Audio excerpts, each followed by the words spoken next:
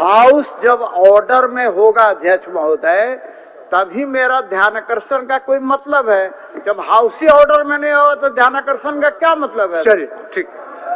माननीय मंत्री जी, चलिए आप उसमें कोई तर्क नहीं। चलिए मंत्री जी, ये लोग भेड़ का झुंड है अध्यक्ष महोदय।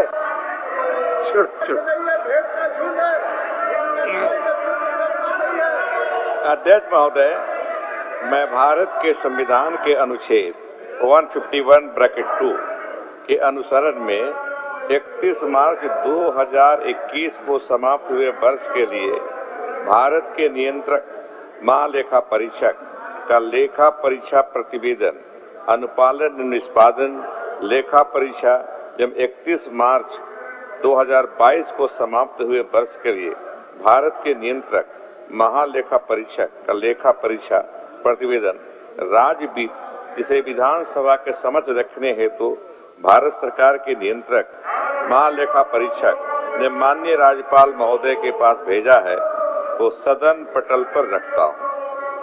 महोदय, झारखंड विधानसभा की प्रक्रिया तथा कार्य संचालन के नियम 238 के उपबंध के अनुसार लोक लेखा समिति का प्रतिवेदन यथा समय सदन में उपस्थापित किया जाएगा।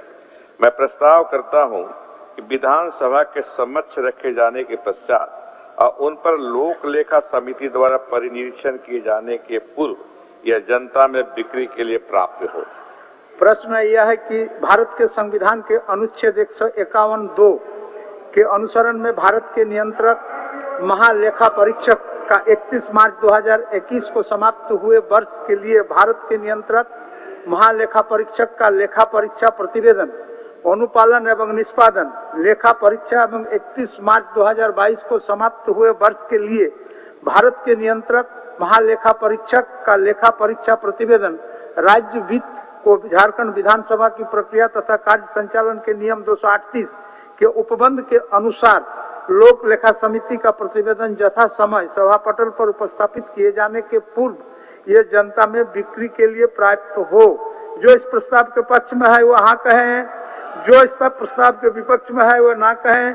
मैं समझता हूं कि पक्ष में बहुमत है, प्रस्ताव स्वीकृत हुआ।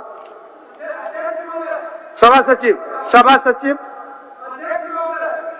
झारखंड विधानसभा की उसको भेज देंगे। कार्य संचालन के नियम प्रश्न ध्यानाकर्षण में भेज देंगे। आलोक में पंचम झारखंड विधानसभा के एकादश बजट सत्र में माननीय सदस्यों द्वारा दिए गए शून्यकाल की सूचनाओं में संबंधित प्राप्त उत्तरों की संकलित प्रति को सभा पटल पर रखा जा रहा है।